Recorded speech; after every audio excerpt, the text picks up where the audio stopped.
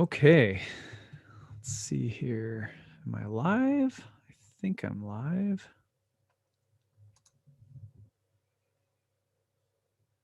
Okay, good.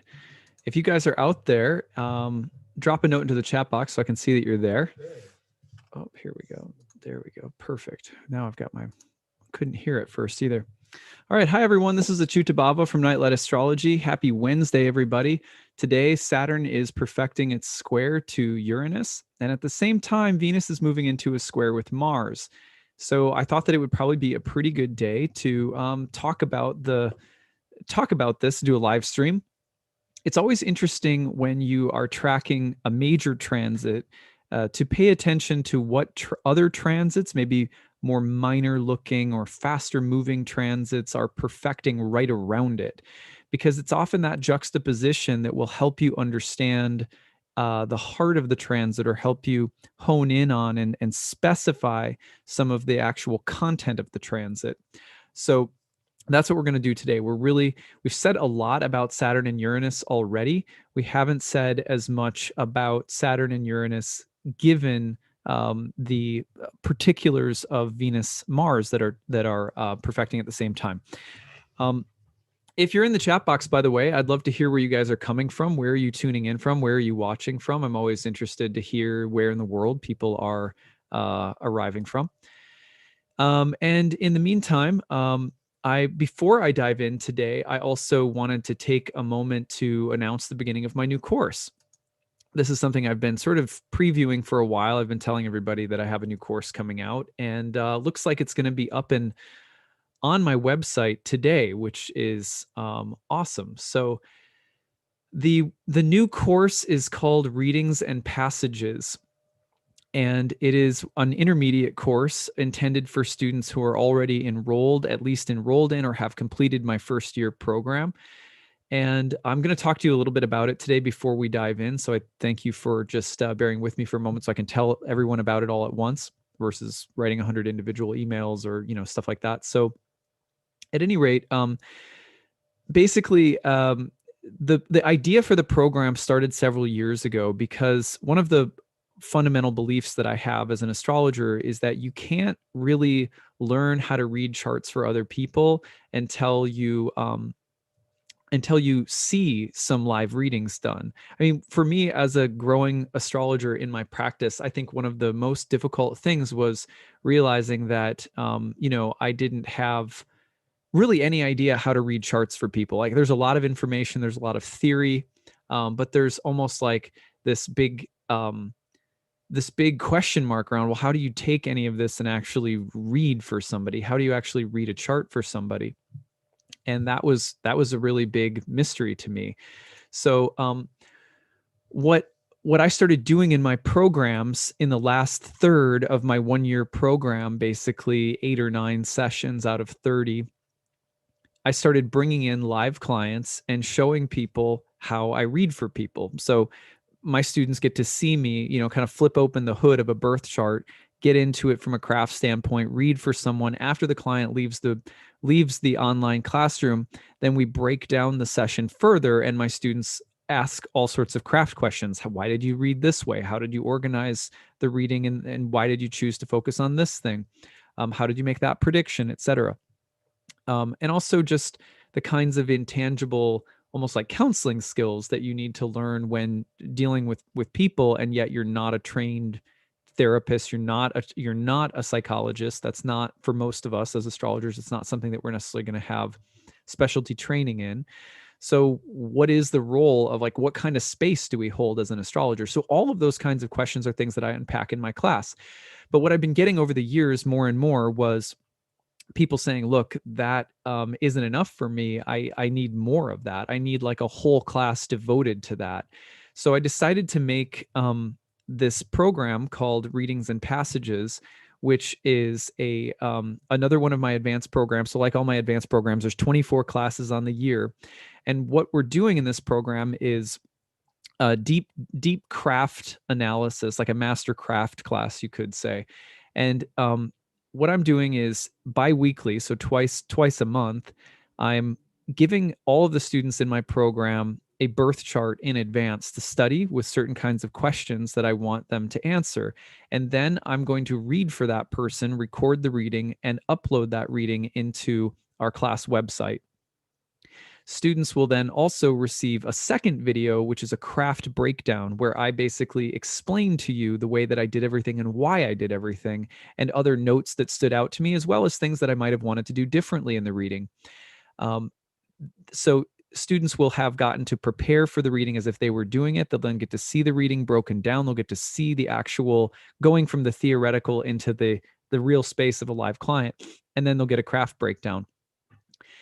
After that, there'll be forum discussions, which I'll lead and participate in for students to continue asking questions that might be generated through watching these live readings and through studying charts.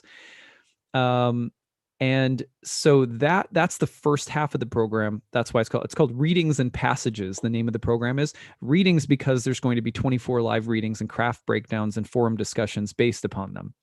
The other thing that I decided to incorporate into the course are passages from ancient astrology textbooks. So the reason for this is really simple, and it's another thing that people ask me about all the time.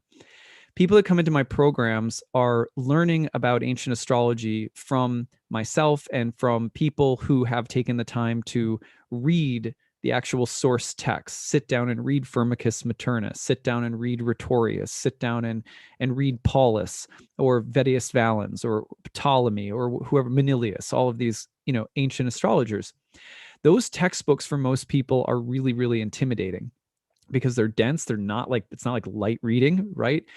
But I believe very deeply that more students of ancient astrology need to learn how to approach those texts and read them and feel confident in reading them and studying them for themselves, because for a couple of reasons. One, it's with a few good tips and with some healthy modeling, they're not that hard to read.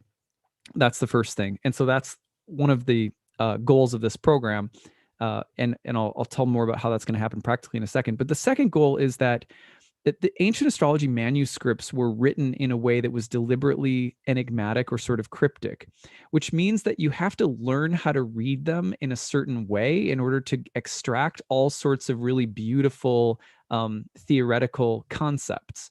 And I'm not some master who's uncovered all the secrets of ancient astrology manuscripts, but I have learned how to read them better and better over the years. And a lot of the deepest and richest experiences that I have had have come from learning how to read these sort of cryptic ancient texts. And so the other part of the program, called Passages, involves biweekly passage breakdowns. So what that entails is a set of passages, maybe totaling a couple of pages. So not much to read at all, a couple of pages, but these are dense pages, right? They're filled with a lot of information. And that what I'll be doing is after students read that, biweekly, they'll get a breakdown, a video breakdown of how I recommend reading such passages, how I recommend, approaching the art of reading ancient astrology texts, and then also what are the esoteric or hidden dimensions of this section that we're reading, or some of the deeper stuff. And in looking at that, it's going to teach you not only how to read ancient manuscripts for yourself, but it's also going to teach you some of the deeper ancient astrologers. The way that they wrote was intended to make the student have to think very deeply and differently. And so having that experience firsthand has changed my life and my practice as an astrologer more than maybe anything else. So that's something that I really want to try to give to students more and more. So biweekly, there will also be reading assignments. And in those reading assignments, we'll be unpacking them and trying to learn how to read them and how to excavate the esoteric depths within them. So that there'll be biweekly reading assignments and then passage breakdowns where I walk you through those reading assignments and what there is to be gained from them, and then forum discussions based on those as well. So it's entirely correspondence. There are no live courses. This is just for people who really want to go deeper with the craft of reading birth charts, and also who want to go deeper in learning how to read the esoteric dimension of ancient astrology texts. So again, for people who want to take this will be people who are either in one of my programs already or who have graduated from one of my programs. That's the prerequisite, because I want people to be familiar with the craft language that I teach them in my year 1 class before seeing me go into all this in-depth craft material, so I don't end up having to explain things that I've already explained elsewhere.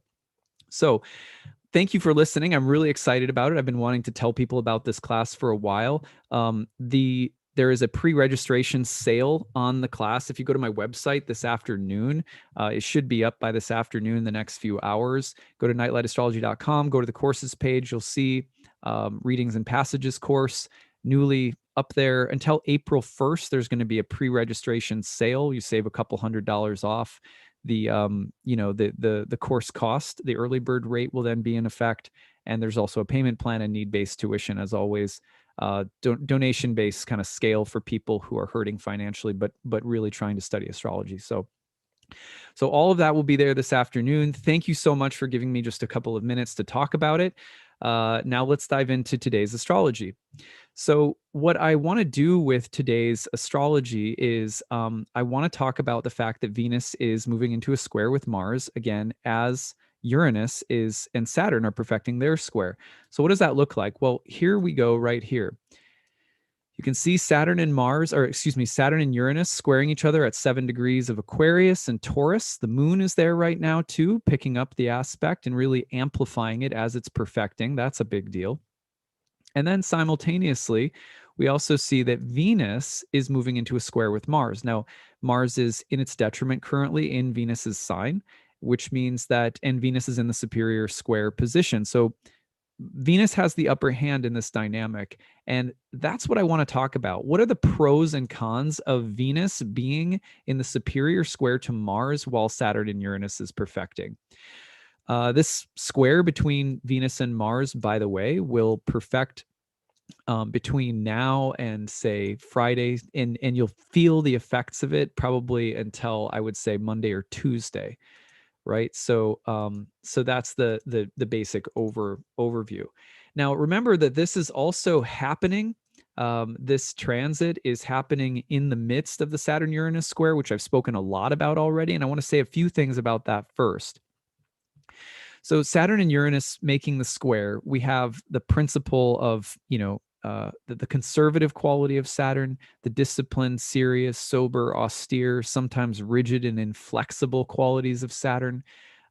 We have then the innovative, original, disruptive, defiant, rebellious, radical, unexpected qualities of Uranus. So we've seen, for example, one great example of this in the news, although there was a dam that broke in India, apparently, not long ago, because of a sort of a natural act. There's been power outages huge in Texas because of cold weather. I've heard about some big earthquakes in different places.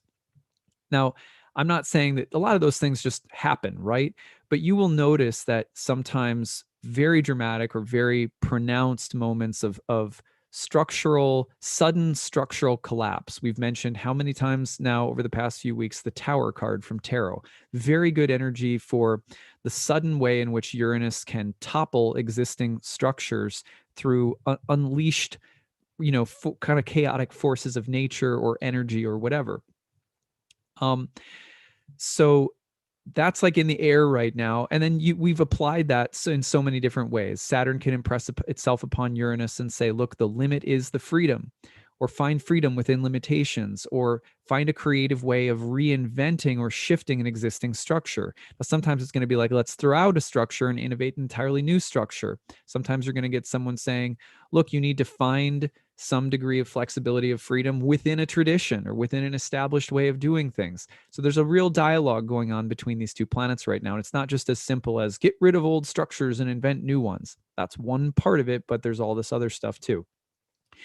So that's kind of a recap on the past 3 or 4 videos, I guess, that I've done on Saturn Uranus.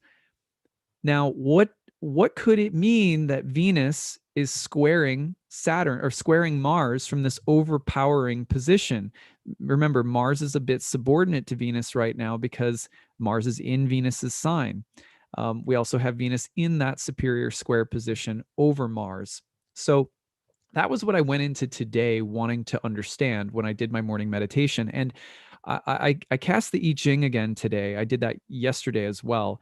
And when I cast it, it came back with a really good reading that I thought I would share with you guys in order to explain what some of the difficulties can be with regard to Venus and Mars. I think the chat box must be turned off somehow because I'm not seeing anybody's chat, by the way. And I'm not sure why that would be the case. Um, yeah, I don't can't can't see it. I'm not sure why I'm not usually I would see the chat and it would show up, but I'm not seeing any chat today, just by the way. So sorry if there's something wrong with our chat today.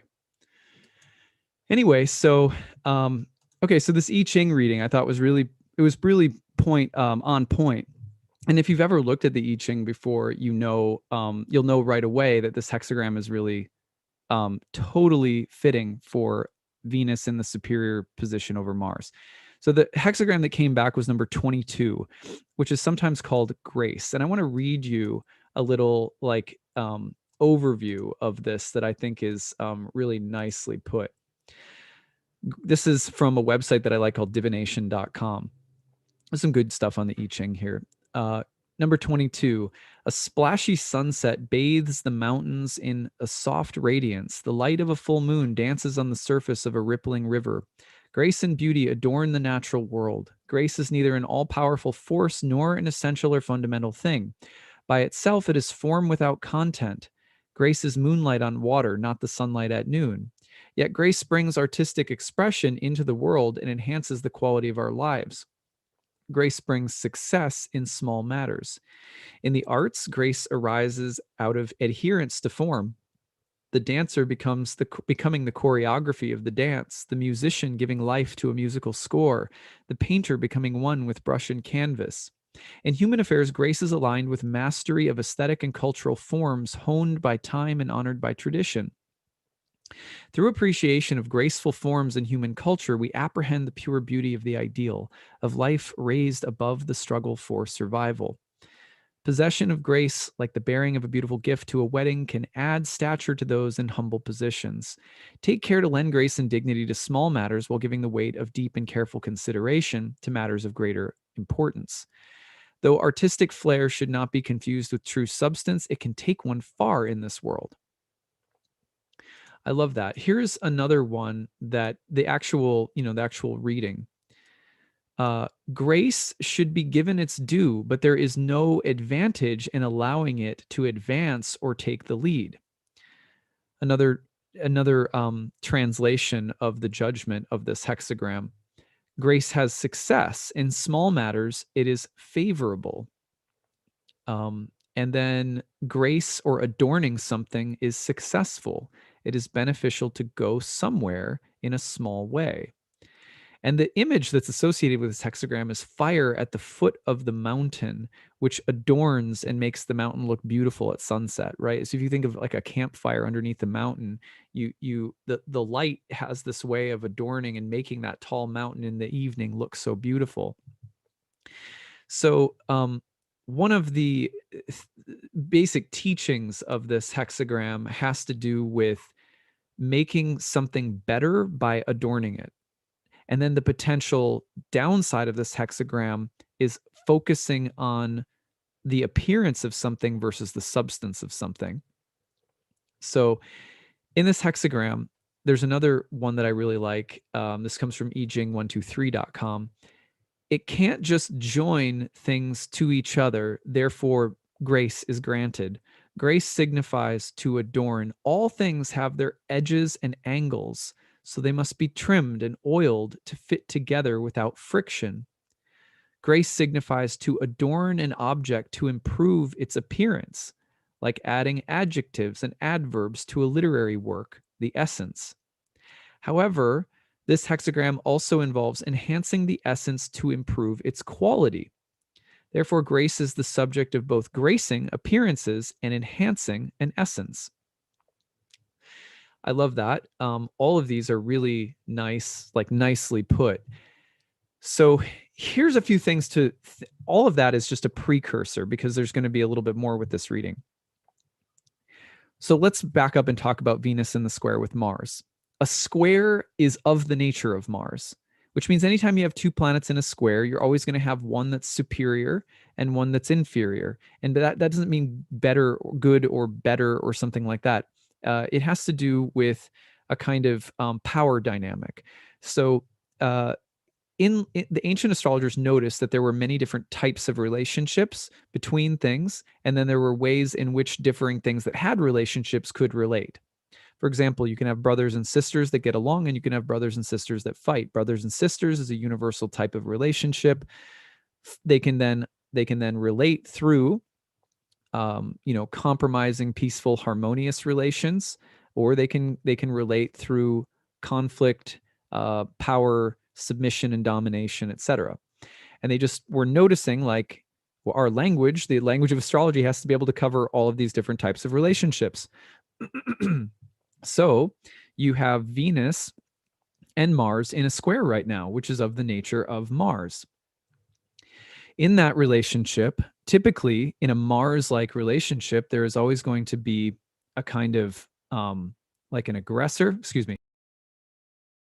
There's always going to be kind of like an aggressor, and then there's going to be someone who is more subordinate, or there's going to be an actor and an assertive one, and then a receptive one, and it can be positive or negative. So, for example, I think of my kids. When my daughter was little, I had a daddy-daughter day every day of the week, one day a week for my daughter Gigi. I had a daddy-daughter day, and I would take her to the aquarium, and there were these fish in the aquarium that would take turns chasing each other. Right, one would chase the other one, and then it would stop, and then it would reverse, and the other one would chase the other, and I just, my daughter was like, loved this. This is just one of my memories of going there, which I had a membership, so I ended up going a whole bunch. And perfect way to spend a whole afternoon. So at any rate, in this dynamic, this is life, right? It's a glimpse of in nature what we all do all the time. Tag, you're it. Now I'm chasing you, right? And then I tag you, and then now you're chasing me. And the same thing in love. You think of the tango and the back and forth, the lover's erotic tension between pursuing and pursued. And there's play in that. And so, when Venus becomes dominant over Mars within that dynamic, it can be sexual, it can be playful, it can be creative. And it's a moment where Venus becomes the dominant one. And there's all sorts of really positive positive examples that one could think of. Let's just give a simple one. So let's imagine you're in a marriage or a relationship of any kind, and typically, let's just say you tend to your partner tends to like wear the pants. They're the ones who's more assertive, right, in the dynamic. And maybe it's not like every relationship has to have a more dominant one. That's not at all what I'm saying. A lot of relationships do, though. So let's just say you tend to be the more passive receptive one. You kind of tend to be more of the follower, let your partner lead or whatever.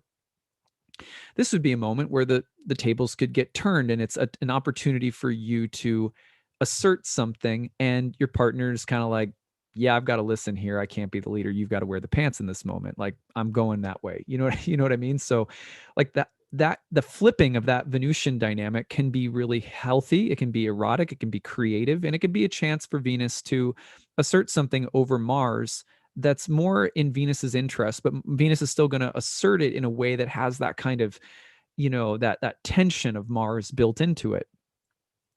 So for example, like you could just think of people making love. Am I on top, or am I on bottom? Like, I know that's this. I don't mean to get this like really steamy YouTube video going on right now, but that dynamic is present in all different areas of life. Is the point, right? Am I giving pleasure, or am I receiving it? Right, and like that too. So Venus right now is in command, and you can think about it that way. And there's all sorts of very positive things you could imagine in that situation in your own life, at work or in love or with your kids or whatever. The thing that we don't always think about, and the thing that I want to focus on that is really often a part of the I Ching reading, is whether what does Venus look like when Venus is being dominant in a negative way, right? What does a dominant negative Venus look like? Okay, we don't usually think about that, because what does Venus rule for aspects? Venus rules the sextile, which means that Venus is usually associated with harmonizing things. So Venus can harmonize things, and it's harder to imagine what a very aggressive, dominant, more Venus looks like. So one of the things that's going to happen, as the hexagram 22 alludes to, is that Venus can care more about appearances than substance. Okay, so when Venus gets intensely aggressive about the appearance of something versus the substance of something, that would be a negative example of Venus square Mars right now. Really easy and simple. Venus is a wolf in sheep's clothing at the moment, potentially, in other words. Not always. The planets are always changing in order to depict all different kinds of things. And it's not that Venus is only that right now, but that is one of the negative sides of Venus at the moment, is that Venus could really care more about superficial things, or try to cloak itself in the robes of virtue or beauty or goodness, or anything that would sort of superficially look very nice and Venusian, but has a real Mars-like agenda. In other words, Mars is getting co-opted by Venus. And I think that happens in all of our lives. Like, it just from time to time that happens. We say, I'm going to present something like it's good or true or helpful. And who could argue with it, right? Who could argue with that? But underneath, there's a selfish motivation. I mean, the simplest example, it's so human. And I think I've used this example before, but when my daughter apologizes for something and then, like, within 30 seconds goes, "So can I have a cookie?" You know what I mean? Or so, um, you know, we know what to do. We know what appearance or what image to fulfill in order to get something that often is inherently selfish. We know how to adapt and appear in certain ways to get stuff done. And that is one of Venus's shadows. Venus's shadow is going to be, I know the adornment to wear and the substance isn't there. And that's the specific warning of hexagram 22. All appearance, no substance. And so, now, on the other hand, there is a way in which, look, there might be something that you need to do that is functional, very Mars and Taurus. I need to do this. It needs to get done. It needs to be functional. It needs to be practical. Very earthy Mars energy. It's like, I need to plow a field and plant some vegetables, and like that's got to happen. And it doesn't have to look pretty, right? Because it's functional. I just need to eat. Okay, so that's Mars and Taurus. Mars might usually be, in an Earth sign, very like that, like sort of just get it done, plow forward. But right now, Venus could be checking Mars and saying, if this doesn't look beautiful, if it's not with decorum or ceremony or ritual, if we're not sanctifying the experience and making it clean and beautiful, then it doesn't matter how functionally helpful it is. So another thing would be like, one of the things that, okay, so let's just say that I am, a simple example from parenting again. I always come up with parenting examples because that's just where my head's at all the time. Okay, so one of the things that I've learned with my daughter, who's a Sagittarius, right? And she's just an Aquarius moon too. So she's really strong-willed, strong-minded. She's got a great spirit.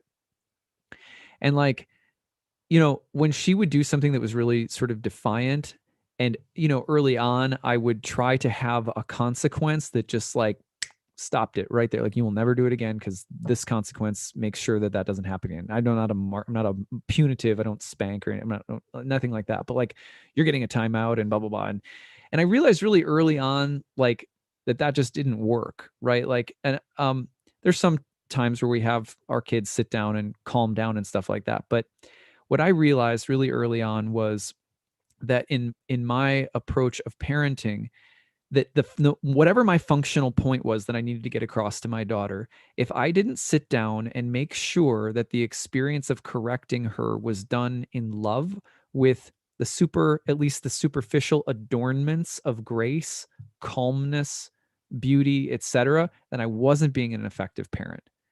Like, I might have to tell her, like, look, you can't smash something over your sister's head. That might be the functional point that I need to get across, but how I do it matters. So Venus overpowering Mars can also be about the need to learn how to talk about things or deal with things or face things or get things done in a way that still keeps peace, that is still beautiful, that is still sattvic. Sattvic meaning that it's clean and that it's okay, so for example, one of the things that I have memory of in watching movies over the time is, like, let's say that there's some warriors somewhere, and they're about to go to war, right? But there's certain cultures and traditions, and I don't know which ones they are, but I know they're out there, where you might actually have dinner with your enemy before you go out to kill each other. I know that sounds crazy. It's kind of a crazy example, but, like, haven't we lost in some ways the art of having tea with our enemies? Do you know what I mean? Like, can we not have spaces in our lives where we say, this has to get done, but it can get done beautifully. I don't have to kill myself doing it. Or this is a place of contention or challenge, but I still am going to pay attention to how it's being done, because one of the things that matters is in this hexagram is how we pass on tradition to future generations. Conflicts are an inevitable part of life. How you handle them, not who wins or loses, not who's always right or wrong, matters more, because then it's like there is a tea ceremony here that surrounds how I deal with my enemies, how I correspond with them, etc. And it's easy to lose that.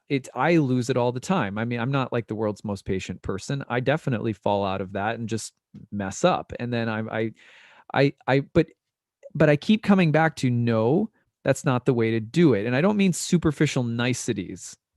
I mean, how can I express something where my will is needed? Like, I'm a dad. I need to lay down the law that you can't smash your sister over the head with something. But how do I do that in a way that creates the feeling of ceremony, sanctification, ritualization, pure, it's pure and holy, the way that we're doing things and addressing things. And I'm not going to be able to do it all the time, but I can't go on making excuses for myself that function has the functionality of something has no need for adornment, for candor, for tact, right? For a sensibility about how we do and think about things.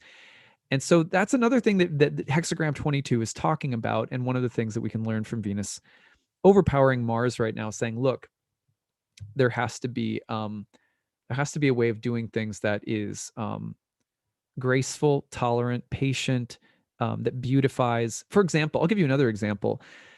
I get work done, every day at my desk for like 10 years now. And something that my wife has always done for me that is, I think it's one of my favorite things about her. It's such a small thing, but I fall in love with her because of this, like, over and over again. She will just bring flowers into my office and she will put them on my desk. And she will say, she'll always say something similar. She'll just say, it'll help you remember what really matters, and it will help you to stay peaceful, and it'll help you remember beauty. And it's just a little thing that can help you stay in the heart of what you're doing. And for 10 years, like every couple of weeks, once it's spring or summer, there'll be flowers waiting for me on my desk, usually from our garden.